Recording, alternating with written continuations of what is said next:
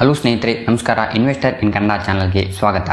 ಇವತ್ತು ಈ ವಿಡಿಯೋದಲ್ಲಿ ಗ್ರೋ ಆ್ಯಪ್ನಲ್ಲಿ stop loss order, limit order ಹಾಗೆ GTT ಆರ್ಡರ್ ಪ್ಲೇಸ್ ಮಾಡೋದು ಹೇಗೆ, ಇದರಿಂದ ಏನು ಪ್ರಯೋಜನ, ಸ್ಟಾಪ್ ಲಾಸ್ ಆರ್ಡರ್ನಿಂದ ನಮಗೆ ಲಾಸ್ ಹೇಗೆ ಕಮ್ಮಿ ಆಗುತ್ತೆ ಅಂತ ನೋಡೋಣ.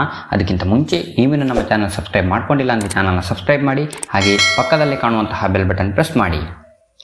ಸ್ಟಾಕ್ ಮಾರ್ಕೆಟ್ನಲ್ಲಿ ಈ ಸ್ಟಾಪ್ ಲಾಸ್ ಅನ್ನೋದು ತುಂಬಾ ಇಂಪಾರ್ಟೆಂಟ್ ಆಗಿರುತ್ತೆ. ನಿಮಗೆ ಆಗಬಹುದಾದ ದೊಡ್ಡ ಮಟ್ಟದ ಲಾಸ್ಗಳನ್ನು ತಡೆದು ನಿಮ್ಮ ಹಣವನ್ನು ಉಳಿಸುತ್ತೆ. ಸಾಮಾನ್ಯವಾಗಿ ಸ್ಟಾಕ್ ಮಾರ್ಕೆಟ್ನಲ್ಲಿ ಇನ್ವೆಸ್ಟ್ಮೆಂಟ್ ಮಾಡುವ ಜನರಿಗೆ ಸ್ಟಾಪ್ ಲಾಸ್ ಆರ್ಡರ್ ಅಷ್ಟೇನು ಇಂಪಾರ್ಟೆಂಟ್ ಅಲ್ಲ ಅಂತ ಅನಿಸಬಹುದು. ಆದರೆ ಸ್ಟಾಕ್ ಮಾರ್ಕೆಟ್ನಲ್ಲಿ ಟ್ರೇಡಿಂಗ್ ಮಾಡುವವರಿಗೆ ಈ ಸ್ಟಾಪ್ ಲಾಸ್ ಆರ್ಡರ್ ತುಂಬಾ ಇಂಪಾರ್ಟೆಂಟ್ ಆಗಿರುತ್ತೆ. ಆದರೆ ಇನ್ನೂ ಸಹ ಹೆಚ್ಚಿನವರು ಸ್ಟಾಪ್ ಲಾಸ್ ಯೂಸ್ ಮಾಡದೆ ಟ್ರೇಡಿಂಗ್ ಹಾಗೂ ಇನ್ವೆಸ್ಟ್ಮೆಂಟ್ ಮಾಡುವವರಿದ್ದಾರೆ. ಅವರಲ್ಲಿ ಹೆಚ್ಚಿನವರು ಹೇಳುವ ಕಾರಣ ಒಂದೇ, ನಾವು ಆ್ಯಡ್ ಮಾಡಿರೋ ಸ್ಟಾಪ್ ಲಾಸ್ ಆರ್ಡರ್ ಹಿಟ್ ಆಗುತ್ತೆ, ಆಮೇಲೆ ಪುನಃ ಆ ಸ್ಟಾಕ್ಸ್ ಮೇಲೆ ಹೋಗೋಕೆ ಶುರುವಾಗುತ್ತೆ ಅಂತ.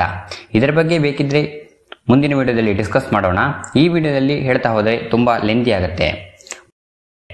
ಮೊದಲು ಗ್ರೋ ಆ್ಯಪನ್ನು ಓಪನ್ ಮಾಡಿ.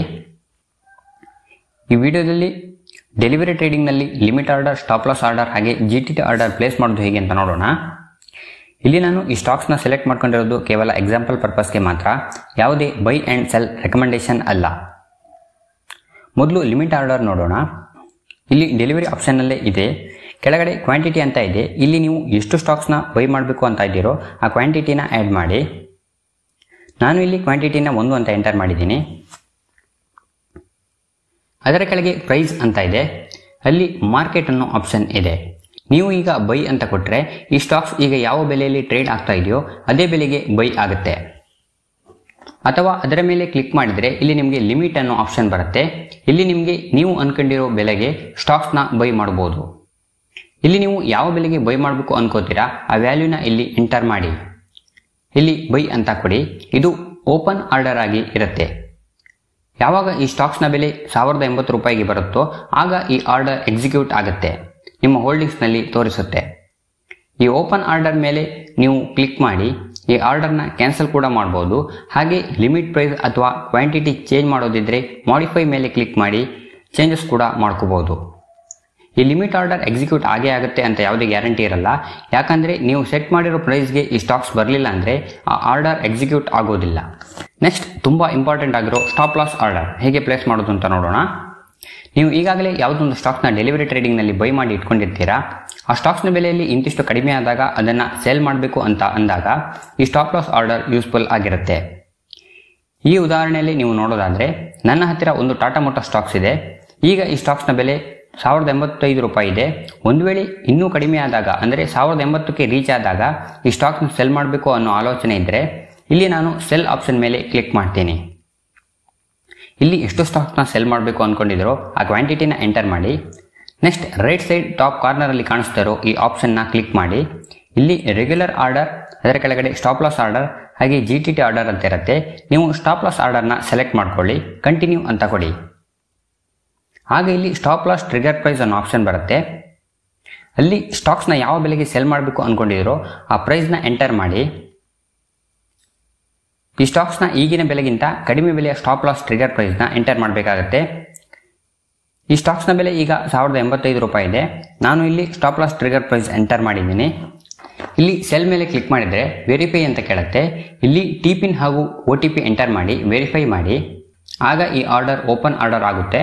ಯಾವಾಗ ಈ ಸ್ಟಾಕ್ಸ್ನ ಬೆಲೆ 1080ಕ್ಕೆ ಬರುತ್ತೋ ಈ ಓಪನ್ ಆರ್ಡರ್ ಮಾರ್ಕೆಟ್ ಆರ್ಡರ್ ಆಗಿ ಬದಲಾಗಿ ಮಾರ್ಕೆಟ್ ಪ್ರೈಸ್ಗೆ ಸೆಲ್ ಆಗುತ್ತೆ. ಹಾಗೆ ಸ್ಟಾಪ್ ಲಾಸ್ ಟ್ರಿಗರ್ ಪ್ರೈಸ್ ಕೆಳಗಡೆ ಆ್ಯಡ್ ಲಿಮಿಟ್ ಪ್ರೈಸ್ ಅನ್ನೋ ಆಪ್ಷನ್ ಇದೆ. ಇದನ್ನು ಕ್ಲಿಕ್ ಮಾಡಿದರೆ ಇದು ಸ್ಟಾಪ್ ಲಾಸ್ ಲಿಮಿಟ್ ಆರ್ಡರ್ ಆಗುತ್ತೆ.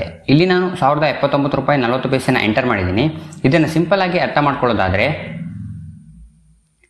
ಯಾವಾಗ ಈ ಸ್ಟಾಕ್ಸ್ನ ಬೆಲೆ 1080 ರೀಚ್ ಆಗುತ್ತೋ ಈ ಆರ್ಡರ್ ಆಕ್ಟಿವೇಟ್ ಆಗುತ್ತೆ. ಇಲ್ಲಿ ಈ ಲಿಮಿಟ್ ಪ್ರೈಸ್ಗೆ ಸೆಲ್ ಆಗುವ ಸಾಧ್ಯತೆ ಜಾಸ್ತಿ ಇರುತ್ತೆ. ಸ್ಟಾಪ್ ಲಾಸ್ ಮಾರ್ಕೆಟ್ ಆರ್ಡರಲ್ಲಿ ಟ್ರಿಗರ್ ಪ್ರೈಸ್ ಆಕ್ಟಿವೇಟ್ ಆದ ಕೂಡಲೇ ಮಾರ್ಕೆಟ್ ಆರ್ಡರ್ ಆಗಿ ಮಾರ್ಕೆಟ್ ಪ್ರೈಸ್ಗೆ ಸೆಲ್ ಆಗುತ್ತೆ. ಅದೇ ಸ್ಟಾಪ್ ಲಾಸ್ ಲಿಮಿಟ್ ಆರ್ಡರ್ನಲ್ಲಿ ಟ್ರಿಗರ್ ಪ್ರೈಸ್ ಆಕ್ಟಿವೇಟ್ ಆದ ಕೂಡಲೇ ಅದು ಲಿಮಿಟ್ ಆರ್ಡರ್ ಆಗಿ ಬದಲಾಗುತ್ತೆ. ನಿಮ್ಮ ಲಿಮಿಟ್ ಪ್ರೈಸ್ಗೆ ಸ್ಟಾಕ್ ಸೆಲ್ ಆಗುತ್ತೆ. ಲಿಕ್ವಿಡಿಟಿ ಜಾಸ್ತಿ ಇರುವಂತಹ ಅಂದರೆ ಬಯರ್ಸ್ ಹಾಗೂ ಸೆಲ್ಲರ್ಸ್ ಜಾಸ್ತಿ ಇರುವಂತಹ ಸ್ಟಾಕ್ಗಳಲ್ಲಿ ಬೈ ಸೆಲ್ ಮಾಡುವಾಗ ಮಾರ್ಕೆಟ್ ಆರ್ಡರ್ನ ಯೂಸ್ ಮಾಡ್ಕೋಬಹುದು. ಅದೇ ಕಡಿಮೆ ಲಿಕ್ವಿಡಿಟಿ ಸ್ಟಾಕ್ಸ್ನ ಬೈ ಅಥವಾ ಸೆಲ್ ಮಾಡುವಾಗ ಲಿಮಿಟ್ ಆರ್ಡರ್ನ ಯೂಸ್ ಮಾಡೋದು ಬೆಟರ್ ಆಗಿರುತ್ತೆ. ಈ ಸ್ಟಾಪ್ ಲಾಸ್ ಆರ್ಡರ್ ನಿಮ್ಮ ಸ್ಟಾಕ್ ಮಾರ್ಕೆಟ್ ಇನ್ವೆಸ್ಟ್ಮೆಂಟ್ ಹಾಗೂ ಟ್ರೇಡಿಂಗ್ನಲ್ಲಿ ತುಂಬಾ ಇಂಪಾರ್ಟೆಂಟ್ ಆಗಿರುತ್ತೆ. ನೀವು ಬೈ ಮಾಡಿರೋ ಸ್ಟಾಕ್ಸ್ನ ಬೆಲೆ ಯಾವಾಗಲಾದರೂ ಯಾವುದೇ ಕಾರಣಕ್ಕಾದರೂ ಕಡಿಮೆ ಆಗ್ಬೋದು. ಅಂಥ ಟೈಮಲ್ಲಿ ಈ ಸ್ಟಾಪ್ ಲಾಸ್ ಆರ್ಡರ್ ನಿಮಗೆ ಆಗಬಹುದಾದ ದೊಡ್ಡ ಮಟ್ಟದ ಲಾಸನ್ನು ತಡೆಯುತ್ತೆ. ಇನ್ನು ಇಂಟ್ರಾಡೇ ಟ್ರೇಡಿಂಗ್ ಹಾಗೂ ಆಪ್ಷನ್ ಟ್ರೇಡಿಂಗ್ನಲ್ಲಿ ಪ್ರೈಸ್ ವೊಲಾಟಿಲಿಟಿ ತುಂಬಾ ಜಾಸ್ತಿ ಇರುತ್ತೆ. ಇಲ್ಲಿ ಸ್ಟಾಪ್ ಲಾಸ್ ಆರ್ಡರ್ ತುಂಬಾ ಇಂಪಾರ್ಟೆಂಟ್ ಆಗಿರುತ್ತೆ. ನೆಕ್ಸ್ಟ್ GTT ಅಂದರೆ ಗುಡ್ ಟಿಲ್ ಟ್ರಿಗರ್ಡ್ ಅಂತ. ನೀವು ಡೆಲಿವರಿ ಟ್ರೇಡಿಂಗ್ ಮಾಡುವಾಗ ಒಂದು ಸ್ಟಾಕ್ಸ್ನ ಬೆಲೆ ಇಂತಿಷ್ಟು ಬಂದಾಗ ಬೈ ಮಾಡಬೇಕು ಅಂತ ಅನ್ಕೊಂಡಿರ್ತೀರಾ, ಅಥವಾ ಒಂದು ಸ್ಟಾಕ್ಸ್ನ ಬೆಲೆ ಇಂತಿಷ್ಟು ಬಂದಾಗ ಸೆಲ್ ಮಾಡಬೇಕು ಅಂತ ಅನ್ಕೊಂಡಿರ್ತೀರಾ. ನೀವು ರೆಗ್ಯುಲರ್ ಆರ್ಡರ್ ಹಾಕಿದ್ರೆ ಪ್ರತಿದಿನ ಮಾರ್ಕೆಟ್ ಓಪನ್ ಆದಾಗ ಆರ್ಡರ್ ಪ್ಲೇಸ್ ಮಾಡಬೇಕಾಗತ್ತೆ. ಅದು ಮಾರ್ಕೆಟ್ ಕ್ಲೋಸಿಂಗ್ ಟೈಮಲ್ಲಿ ಆ ಆರ್ಡರ್ ಕೂಡ ಕ್ಲೋಸ್ ಆಗುತ್ತೆ. ಪುನಃ ನೆಕ್ಸ್ಟ್ ಟ್ರೇಡಿಂಗ್ ಡೇ ದಿನ ನೀವು ಪುನಃ ಆರ್ಡರ್ ಹಾಕಬೇಕಾಗತ್ತೆ. ಅದೇ ನೀವು GTT ಆರ್ಡರ್ನಲ್ಲಿ ನಿಮ್ಮ ಆರ್ಡರ್ 1 ವರ್ಷದವರೆಗೆ ವ್ಯಾಲಿಡ್ ಇರುತ್ತೆ. ಯಾವಾಗ ಆ ಸ್ಟಾಕ್ಸ್ ಆ ಬೆಲೆಗೆ ಬರುತ್ತೋ ಆಗ ಆರ್ಡರ್ ಎಕ್ಸಿಕ್ಯೂಟ್ ಆಗುತ್ತೆ. ಇಲ್ಲಿ ನೀವು ಒಂದು ಸ್ಟಾಕ್ಸ್ ಈ ಬೆಲೆಗೆ ಬಂದಾಗ ಬೈ ಮಾಡಬೇಕು ಅನ್ಕೊಂಡಿದ್ರೆ ಬೈ ಆರ್ಡರ್ ಪ್ಲೇಸ್ ಮಾಡ್ಬೋದು. ಹಾಗೆಯೇ ನಿಮ್ಮ ಹತ್ರ ಇರೋ ಸ್ಟಾಕ್ಸ್ನ ಬೆಲೆ ಕಡಿಮೆ ಆಗಿ ಇಂತಿಷ್ಟು ಬೆಲೆಗೆ ಬಂದಾಗ ಸೆಲ್ ಆಗಬೇಕು ಅನ್ಕೊಂಡಿದ್ರೆ ಸೆಲ್ ಆರ್ಡರ್ ಕೂಡ ಪ್ಲೇಸ್ ಮಾಡ್ಬೋದು. ಇಲ್ಲಿ ನೀವು ಯಾವ ಸ್ಟಾಕ್ಸ್ನ ಬೈ ಹಾಗೂ ಸೆಲ್ ಮಾಡಬೇಕು ಆ ಸ್ಟಾಕ್ಸ್ನ ಓಪನ್ ಮಾಡಿ, ಬೈ ಮಾಡೋದಿದ್ರೆ ಬೈ ಮೇಲೆ ಕ್ಲಿಕ್ ಮಾಡಿ, ರೈಟ್ ಸೈಡ್ ಟಾಪ್ ಕಾರ್ನರಲ್ಲಿರೋ ಈ ಆಪ್ಷನ್ ಮೇಲೆ ಕ್ಲಿಕ್ ಮಾಡಿ. ಇಲ್ಲಿ GTT ಆರ್ಡರ್ ಸೆಲೆಕ್ಟ್ ಮಾಡಿ. ಇಲ್ಲಿ ವ್ಯಾಲಿಡಿಟಿ ಇಯರ್ ಅಂತ ಸೆಲೆಕ್ಟ್ ಆಗುತ್ತೆ. ಕ್ವಾಂಟಿಟಿ ಹಾಗೂ ಟ್ರಿಗರ್ ಪ್ರೈಸ್ ಎಂಟರ್ ಮಾಡಿ ಬೈ ಅಂತ ಕೊಡಿ. ಅದೇ ನೀವು ಸೆಲ್ ಮಾಡೋದಿದ್ರೆ ಸೆಲ್ ಮೇಲೆ ಕ್ಲಿಕ್ ಮಾಡಿ. ನೆಕ್ಸ್ಟ್ ಇಲ್ಲಿ GTT ಸೆಲೆಕ್ಟ್ ಮಾಡಿ, ಕ್ವಾಂಟಿಟಿ ಹಾಗೂ ಟ್ರಿಗರ್ ಪ್ರೈಸ್ ಎಂಟರ್ ಮಾಡಿ ಸೆಲ್ ಅಂತ ಕೊಡಿ. ಸೆಲ್ ಆರ್ಡರ್ ಪ್ಲೇಸ್ ಆಗುತ್ತೆ. ಆರ್ಡರ್ಸ್ನಲ್ಲಿ GTT ಆರ್ಡರ್ಸ್ನ ತೋರಿಸುತ್ತೆ. ನಿಮ್ಮ ಟ್ರಿಗರ್ ಪ್ರೈಸ್ಗೆ ಬಂದಾಗ ಆರ್ಡರ್ ಎಕ್ಸಿಕ್ಯೂಟ್ ಆಗುತ್ತೆ. ನಿಮಗೆ market order, limit order, stop loss order ಹಾಗೆಯೇ GTT ಆರ್ಡರ್ ಹೇಗೆ ಪ್ಲೇಸ್ ಮಾಡಬೇಕು ಅನ್ನೋದು ಗೊತ್ತಾಗಿದೆ ಅಂತ ಅನ್ಕೋತೀನಿ.